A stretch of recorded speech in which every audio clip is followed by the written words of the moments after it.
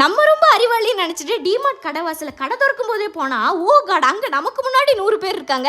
Right, சந்தோஷம். போன வாட்டிக்கு இது எவ்வளவோ பரவாயில்லன்னு சொல்லி உள்ளே போய் பொருள் எடுக்கிறது தான். அழகாக இருக்குன்னு நினைக்கும் போதே என்னோட 8 சென்ஸ் மூடிட்டு வை, அது நமக்கு தேவையில்லைன்னு சொன்ன காரணத்தினால் வைத்து விட்டு வந்துட்டேன். அப்பவுமே எப்படி ட்ராலி நிரம்பிச்சுன்னா நுறுக்கு தீனி கள்ளப்பண்ணம் தான், எல்லாம் தேவையில்லாத ஆணிகள். அப்புறம் எங்கள் ஊரில் இந்த டிமார்ட் இப்படின்னா ஒன்றும் கிடையாது. அம்மா எப்பமாடு திருநெல்வேலி சூப்பர் மார்க்கெட் கூட்டு போனால் அவ்வளோ சந்தோஷமாக இருக்கும். கரெக்டாக எங்கள் அம்மா பில்லு போடும்போது எதாட்டி எனக்கு தேவைப்படுற பொருளை தூக்கி உள்ளே போட்டுருவேன். இது போக கடைசியாக மேலே ஃப்ளோரில் இந்த சுட சுட பப்ஸு சன்னா மசாலாலாம் வாங்கி தருவாங்க. அதான் டே அவுட் வித் அம்மா. இப்போ பாரு, விலையை பார்த்து லிஸ்ட்டு போட்டு இது வேணுமா, இது அதிகமாக இருக்குன்னு இவ்வளோ யோசிக்க வேண்டியதாக இருக்குது. அப்புறம் சனிக்கிழமை அதுமா அந்த மீன் இறைச்சின்னு ஒன்றும் வாங்கலாம். அங்கே சமைக்க தெம்பும் கிடையாது.